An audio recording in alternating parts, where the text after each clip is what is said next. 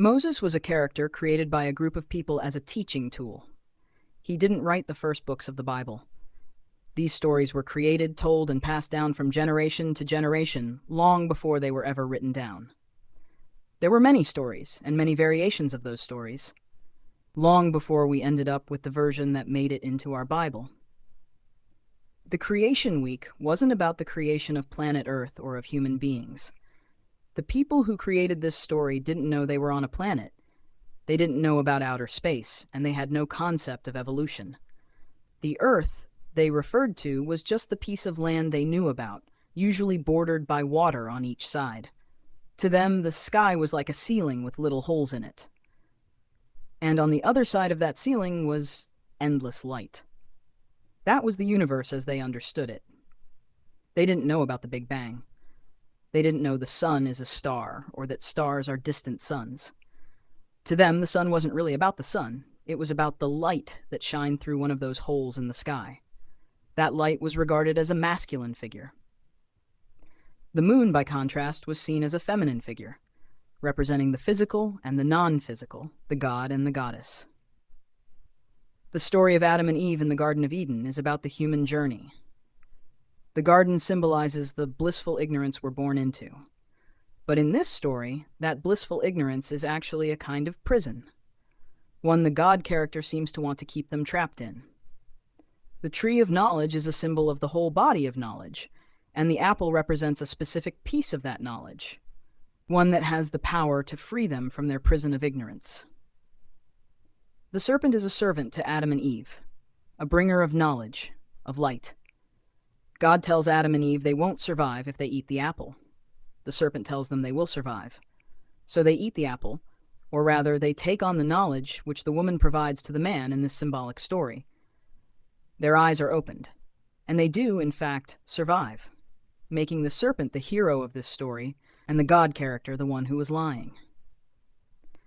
Adam and Eve are then punished and cast out of the garden.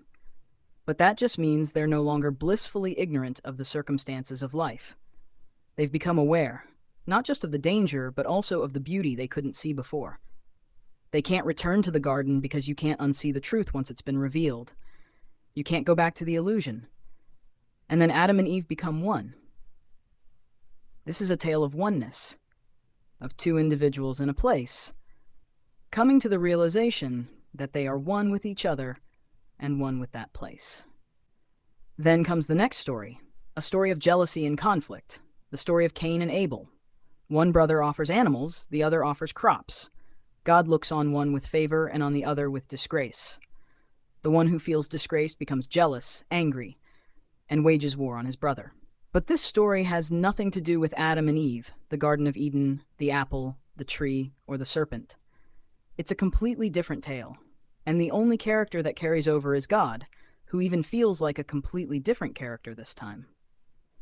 This is a story about division. We are all brothers and sisters, but instead of honoring that connection, one brother chooses to discard unity, and in his separation and hate, he strikes down the other. Then comes the regret, but it's too late. He's sent to a place he can never return from, meaning no matter how much he wants to undo what he's done, he can't. The story calls him a wanderer, someone who will never again feel at home, marked for the rest of his life. It's symbolic, a metaphor for what happens when we let separation, jealousy, and hatred destroy the unity we're meant to share. Then generations pass, each one naming a character whose story didn't make it into the version of the Bible we have today, until we arrive at Noah. The story of Noah has nothing to do with the stories that came before it. It's its own separate tale, added later when the Old Testament was being assembled, to make it all seem chronological. But it's not. In Noah's story, we're told there were many people on the earth. But remember, they didn't know they were on a planet. Earth just meant the land they lived on.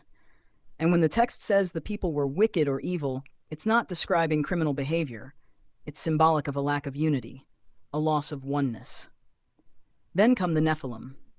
Now, later texts, like the Book of Enoch, expanded heavily on the Nephilim and their role before the flood. But in the Bible itself, all we're told is that they were on the earth in those days, and also afterward, whatever that means. They were born when the sons of God married the women they chose. But that raises the real question.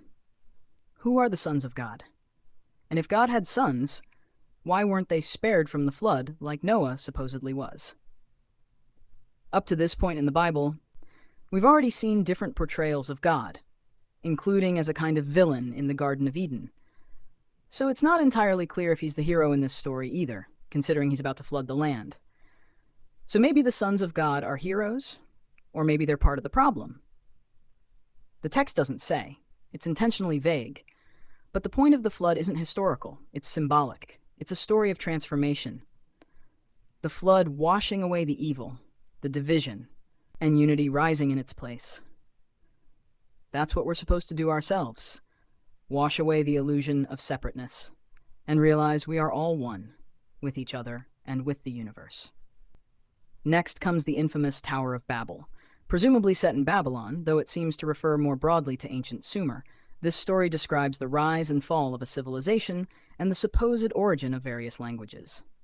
Humanity is united under a single language, working together to build a tower that reaches to the heavens, trying to pierce the firmament, the ceiling of the sky, and pass through to the light on the other side. But there's more going on here. The nation described in the Tower of Babel never actually existed. In fact, just one chapter earlier, we're told about the sons of Noah and the many nations and languages that already existed. So this story isn't historical, it's symbolic. It's describing what could be, what might be possible if humanity were to unite under one language and one purpose. It's not a warning about what already happened. It's a vision of human potential, a story about how if we worked together as one people, nothing would be impossible for us. But once again, we see a recurring theme. Unity is punished. In this version, God confuses their language and scatters them. Not because they did something evil, but because they dared to work together toward a higher goal. It's another story of unity being broken. And another moment where God is portrayed not as the hero, but as the one who stands in the way of human progress. Next comes Abraham, the centerpiece of the three major religions we know today: Christianity, Judaism, and Islam. All three claim to descend from Abraham himself. But here's the twist. Abraham didn't write this story. Moses did. And Moses, as we've already seen, didn't write anything either. Abraham, like the others before him, is a symbolic character, a teaching tool. His story is about a journey, one that transforms him. Along the way, he faces trials that force him to confront the ideas of unity and division. His conflict with Lot, his relationships with his sons, Isaac and Ishmael, his encounter with Sodom and Gomorrah. But pay close attention. In his entire story, there's no serpent, no devil. And when Abraham meets God, he doesn't see a glowing figure in the sky. He sees three men standing in his camp. Abraham's journey, and the journeys of his descendants throughout Genesis, ultimately lead the people to Egypt, setting the stage for the Moses myth, the Exodus, and eventually Joshua leading them into the Promised Land. These characters aren't historical figures. They're symbolic stages of a deeper spiritual journey, one that starts with the apple in Eden and ends with Joshua claiming the Promised Land. It's a story about overcoming our lower animal nature, about awakening to higher consciousness, one rooted in unity with each other and with the universe. But somewhere along the way, a long time ago, that meaning was lost, and we were left with only the surface-level story, a myth mistaken for history. Sometime later, when the Moses myth began to feel outdated, the people reshaped their hero, Joshua, or in Greek, Jesus, into a new story. But this time, instead of the warrior prophet he was in the Moses narrative, he becomes something different, a loving philosopher, a teaching prophet, the wise man of the New Testament that we know today. Still fictional, still symbolic. Surrounded by 12 fictional disciples, Jesus represents a new stage in the same spiritual journey, leading his followers, or more accurately, those studying this story, into a deeper understanding of oneness with each other and with the universe. But once again, somewhere along the way, likely during the rise of ancient Rome, we confused the myth for history. And soon after that, we fell into the Dark Ages. Now today, we've inherited a completely confused version of these stories. We miss the message, and in the space where that understanding should be, pseudoscience grows. We get lost in fake histories and conspiracy theories. We argue over things like what we are and where we are, as if these are still mysteries. But they're not. The real mystery isn't whether a man named Jesus walked on water, or whether Moses parted the sea. The real mystery, the one that matters, is the one we've stopped asking entirely. Who are we?